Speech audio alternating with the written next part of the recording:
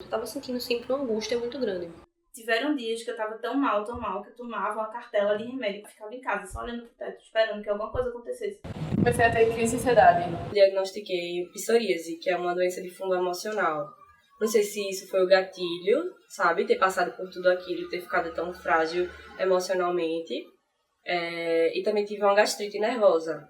Eu sempre vou ter medo, sempre. Eu posso não me sentir mais culpada, porque hoje eu sei que a culpa não era minha, nunca foi minha. Mas eu sempre vou ter medo.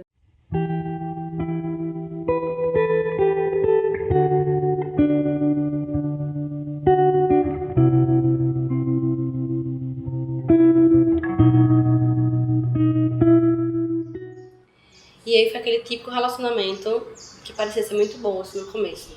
Ele era um cara extremamente carinhoso, ele era um cara que meio que me fazia me sentir a princesinha dele. Aí ele parecia incrível, assim, tipo, um cara perfeito, que todo mundo ia querer ele, sabe? Que eu não podia dispensar, porque ele era incrível.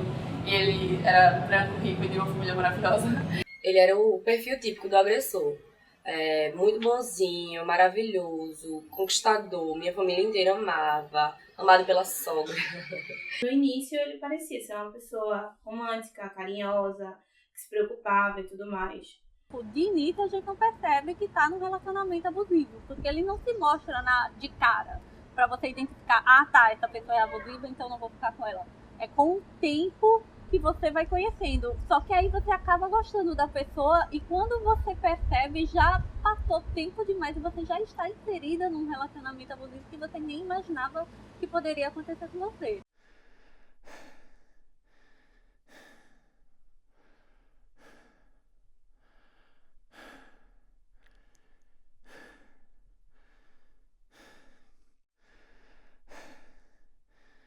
Ele gostava muito de me fazer sentir culpada. Aí ele se enchia de remédios, dizia que tomava água sanitária, me fazia sair de casa para poder socorrer ele. Quando chegava lá, ele estava dormindo em casa com a porta aberta e todo grogue e tal, passando mal, dizendo que tinha se enchido de remédios por causa de mim, porque eu tinha traído ele, porque não sei o que, porque não sei o que lá. E eu nunca tive nem contato com outros caras, porque ele mesmo não deixava. Todas as vezes que a gente brigava, ele sempre dava um jeito de colocar a culpa em mim. Tá ligado? Tipo, ele nunca tava errado. Ou então, se ele tava errado, eu tava mais errado que ele. Ele me fazia acreditar que era eu que era louca e que deixava ele, que provocava algo nele.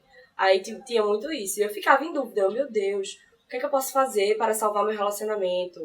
Eu presenciei, né, pra falar a verdade, uma traição na minha frente. A gente chegou, conversou, tudo mais, e eu perdoei, porque ele conseguiu me fazer me sentir culpada.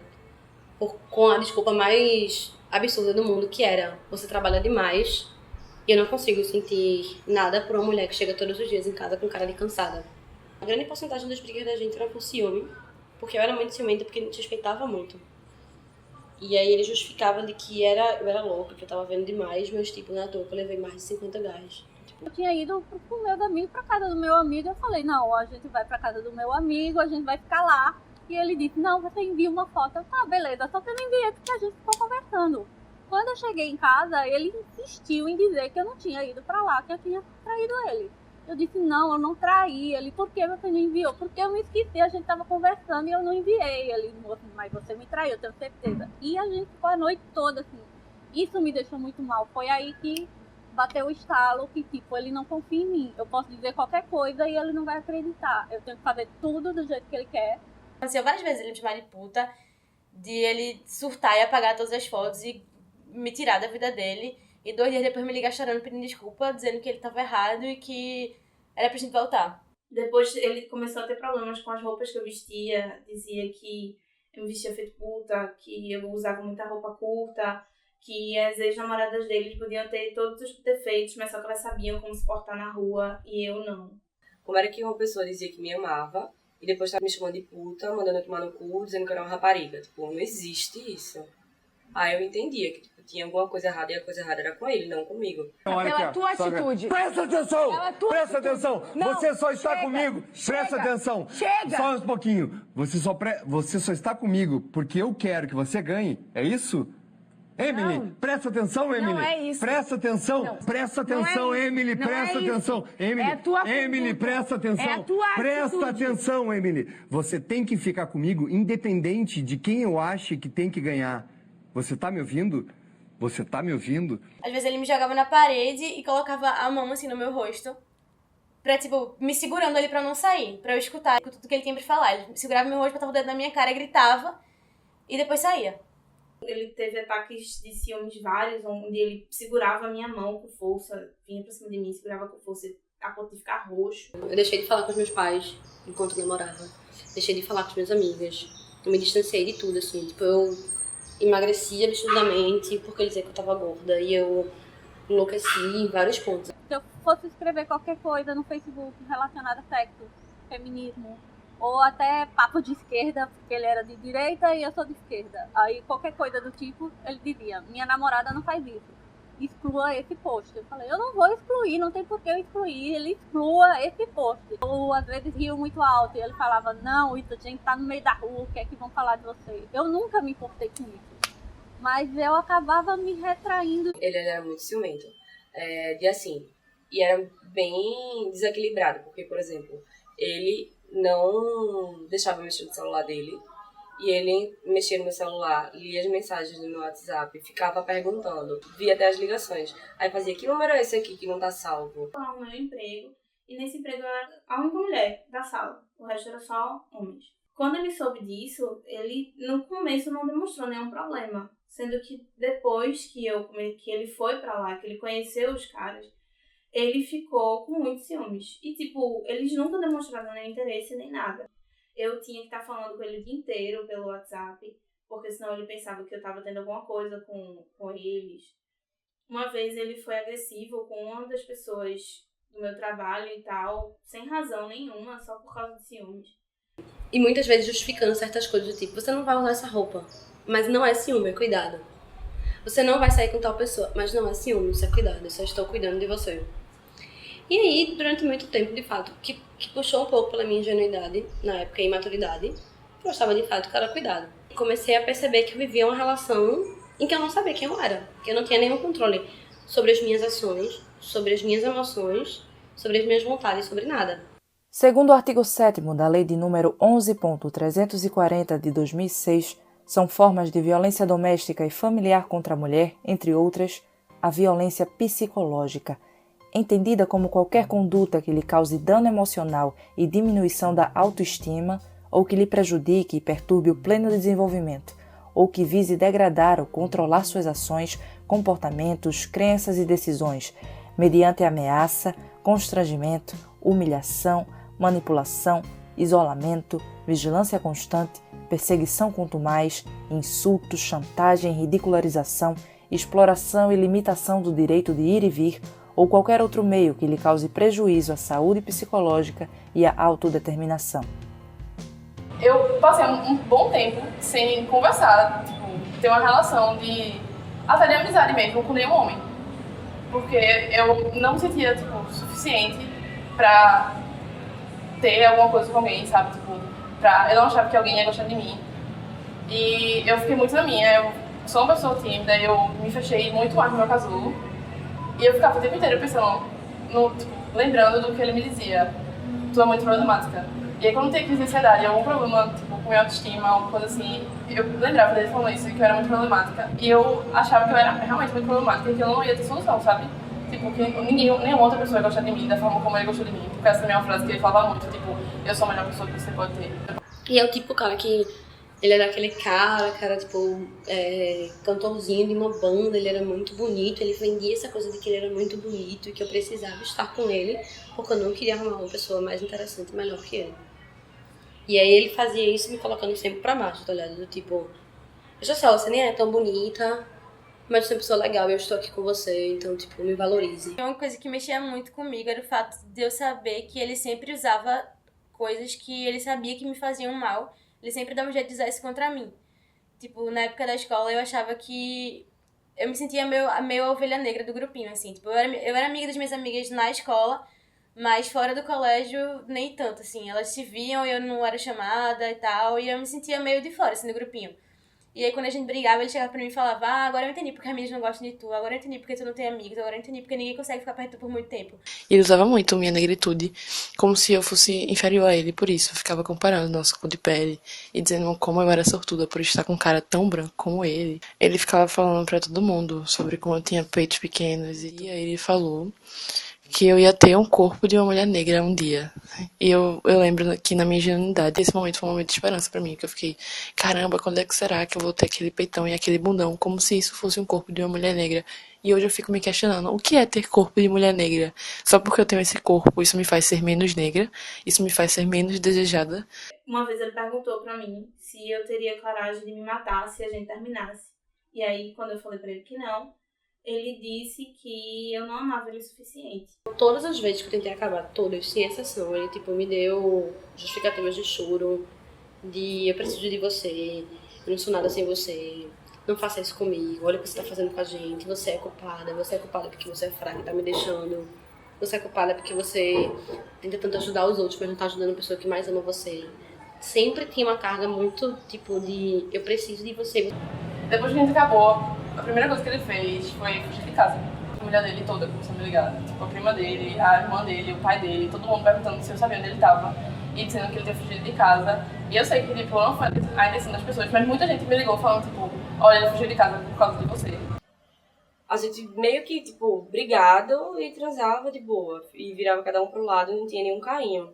Não tinha... Aí eu percebia que não tinha amor.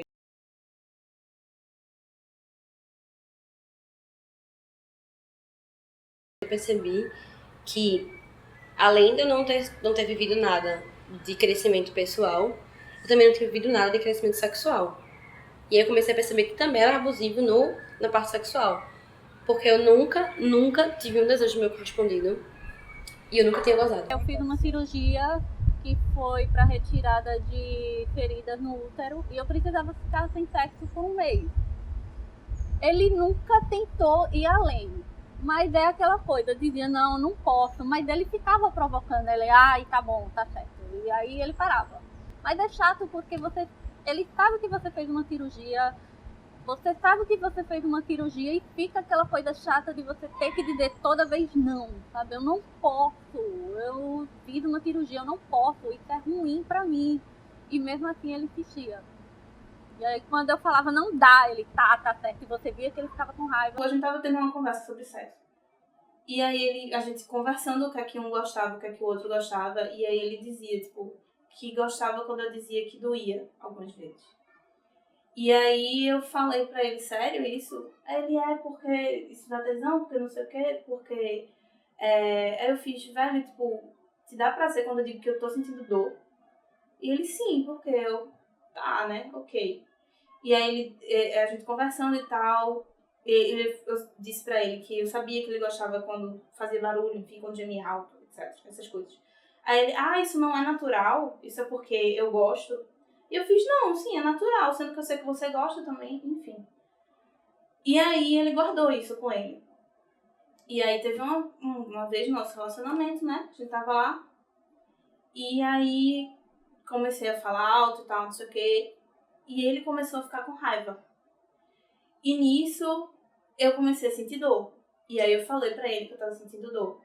E ele começou a ir mais forte, mais forte, mais forte. Até que eu tava chorando e eu dizendo pra ele que tava sentindo dor.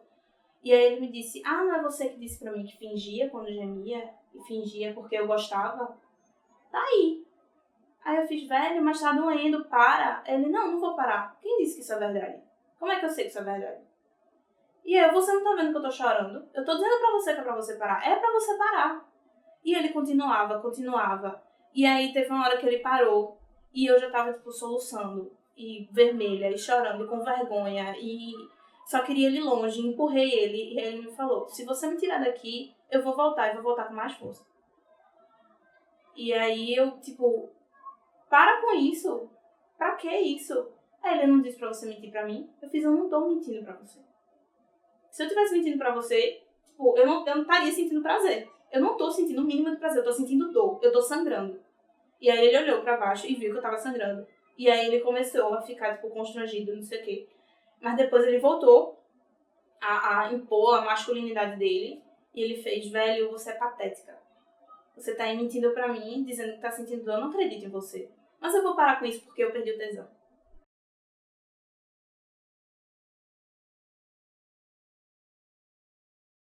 Eu não preciso chegar ao extremo de ter uma agressão física pra perceber que eu tô passando por uma agressão psicológica todos os dias. Você tá com a pessoa, você sabe que você tá sendo tratado mal, você sabe que toda aquela situação não lhe faz bem, mas você quer continuar com essa pessoa, já saiu do amor pra uma coisa acima, assim. Você coloca a pessoa num pedestal. Todo mundo sabia que isso me fazia mal. Eu sabia que isso me fazia mal. Porque todo mundo me falava isso. Todo mundo falava que não fazia sentido nenhum eu estar ali ainda. Só que é muito difícil sair. Eu tava num estado de letargia tão grande, de depressão, de tristeza, constrangimento, que eu sentia uma dependência estar com ele. Ao mesmo tempo que eu sabia que eu não podia estar nessa situação. As pessoas acham que só a violência é abusiva. Tipo, então deu um tapa, aí sim. As pessoas esquecem que um relacionamento abusivo não é só a violência física. Também tem a violência psicológica e a verbal, que doem tanto quanto, assim, que são muito pesadas e que fazem você ficar muito mal, muito insegura, com autoestima ruim, triste mesmo, e machucam.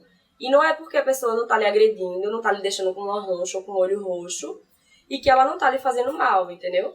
E é justamente essa a dificuldade, porque é uma coisa muito subjetiva. Até o momento de eu me desprender disso, de entender que era algo que eu não tinha culpa, foi uma longa caminhada. Não é um erro da gente. E que é necessário, sim, buscar ajuda e falar, olha, isso tá acontecendo comigo. E primeiro conversar com a pessoa, olha, eu não tô gostando disso. Se perceber que ele não tá dando atenção, filha, vaza, porque não vale a pena mesmo. Quando a gente acabou, foi uma coisa bem extrema pra mim, assim, de processos mesmo, porque eu vendi todas as minhas roupas. Tipo, eu peguei, acabei o relacionamento, quebrei chip, fui na delegacia pra ele nunca ter contato comigo. Peguei todas as minhas roupas, separei apenas uma calça jeans, 2 blusas básicas pra ir pro trabalho e um vestidozinho, assim. Separei tudo porque eu não sabia quem eu era. Que eu reparei que até coisas muito simples, que era comprar uma roupa, não era eu que tava escolhendo. Era ele que tava me dizendo o que eu tinha que vestir pra entrar no padrão que ele criou. Botar pra fora em si ajuda bastante, né? Então, assim, nesse momento que eu botei pra fora tudo que tinha acontecido comigo, que eu falei pra alguém tudo que tinha acontecido, porque até então ninguém sabia, já foi um momento de cura. Eu acho que pra mim a melhor coisa que eu fiz e que eu senti praticamente os resultados muito claros foi ter me curado. Eu realmente encaro isso como um câncer. Ele foi um câncer, ele foi um problema pra mim. Em que ele foi, tipo, que nem quando o câncer ele entra em você, ele vai comendo tudo e vai tirando a sua imunidade, vai queimando tudo. Era exatamente isso. Eu precisava tirar esse câncer e não só tirar, mas eu precisava repor tudo aquilo.